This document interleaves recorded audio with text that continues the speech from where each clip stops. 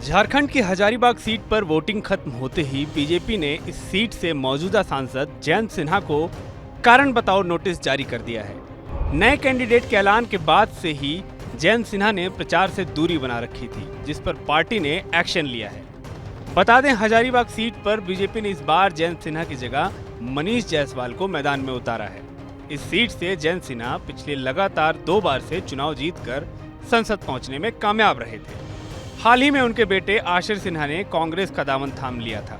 जयंत सिन्हा के पिता यशवंत सिन्हा पहले ही 2018 में बीजेपी का साथ छोड़ चुके हैं। झारखंड में बीजेपी के प्रदेश महामंत्री आदित्य साहू की तरफ से जारी एक चिट्ठी में कहा गया कि आपके रवैये से पार्टी की छवि धूमिल हुई है। चिट्ठी में कहा गया, जब से हजारीबाग लोकसभा क्षेत्र से पार्टी द्वारा मनीष जायसवाल को प्रत्याशी घोषित किया गया है, तब से आप ना तो चुनाव प्रचार न ही संगठनात्मक कार्य में रुचि ले रहे हैं। अपने मताधिकारों का प्रयोग करना भी आपने उचित नहीं समझा।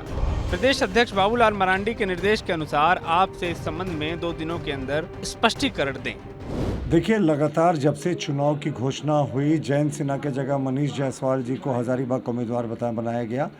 वो जयंत सिन्हा ने चुनाव से अपनी दूरियां बना ली थी। कभी किसी पार्टी के संगठनात्मक कार्यक्रम में वो हिस्सा नहीं लेते थे, वो आग्रह करने पर भी नहीं आते थे। तो साफ था कि वो पूरी उदासीन रवैया अपनाए हुए हैं चुनाव में। और जो वोट देने का अधिकार होता है ना, लोकतंत्र में तो सबसे बड़ा अधिकार होता है। आप देखिए, प्रवासी मजदूर अपने हज़ारों हज़ार रुपए खर्च करके पंजाब हरियाणा से लौट कर वोट देने आते हैं, और जयंत सिन्हा ने वोट देना भी उचित नहीं समझा। वो कहीं भी थे, लौट कर वोट देना चाहिए था। तो साफ दिखा रहा है कि वो अब अपने आप को पार्टी से ऊपर समझने लगे हैं। पार्टी ने 2 दिनों का उनको समय दिया जवाब देने के लिए। अब उनके जवाब का इंतज़ार है, लेकिन पार्टी सबसे बड़ी होती है साहब, पार्टी से बड़ा कोई नहीं होता। वहीं इस मामले पर कांग्रेस ने चुटकी ले ली है। झारखंड के प्रदेश कांग्रेस महासचिव राकेश सिन्हा ने कहा कि जयंत सिन्हा अपनी अंतरात्मा को मार नहीं सके। वे देश के किसानों की सीनों पर रबर की गोलियां पड़ती नहीं देख पाए। वो महिलाओं की इज्जत नीलाम होते नहीं देख पाए।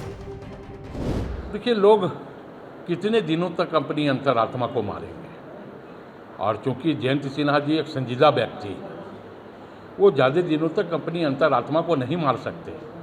वो ये नहीं देख सकते कि देश के अन्नदाताओं के सीने पे रबर की गोलियां चलवाएं, ये वो बर्दाश्त नहीं कर सके। महिलाओं का सम्मान लूटा जा रहा है, जयंत सिन्हा बर्दाश्त नहीं कर पाए। और जयंत सिन्हा ये भी बर्दाश्त नहीं कर पाए कि एक दुराचारी को मंच पे प्रधानमंत्री यह कहते हो कि आप इन्हें वोट करो, इससे हम मजबूत होंगे। तो जयंत सिन्हा जी ने ऐसी मजबूती को नकारने का काम किया है।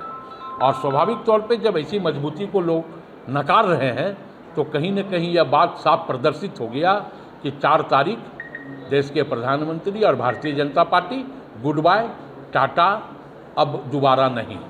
जनता पूरी तरह भारतीय जनता पार्टी से उब चुकी है। वहीं इस मामले पर सीपीआई ने कहा कि जयंत सिन्हा पर पार्टी द्वारा जो कार्रवाई की जा रही है वो इनका अपना मामला है, मगर जयंत सिन्हा को चाहिए था कि वे पार्टी के साथ खड़े होते। अगर वे पार्टी के खिलाफ हैं तो उनको भाजपा अपनी पार्टी से अलग क्यों नहीं कर देती।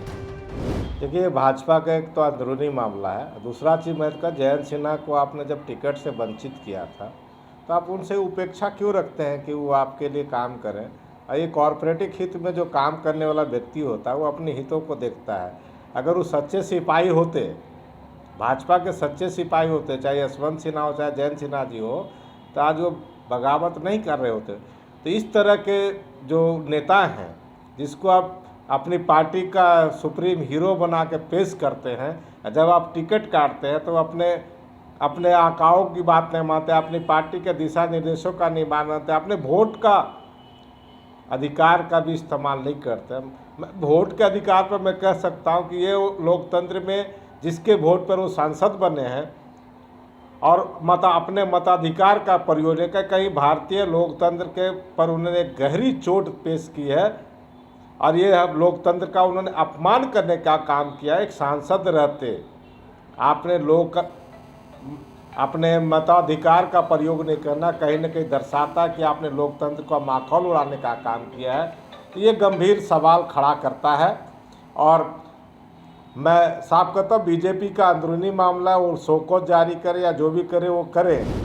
आपको बता दें कि टिकट बंटवारे से पहले जयंत सिन्हा ने चुनाव नहीं लड़ने की घोषणा की थी। उन्होंने कहा था कि वो भारत और दुनिया भर के वैश्विक जलवायु परिवर्तन से निपटने के लिए अपने प्रयासों पर ध्यान केंद्रित करना चाहते हैं।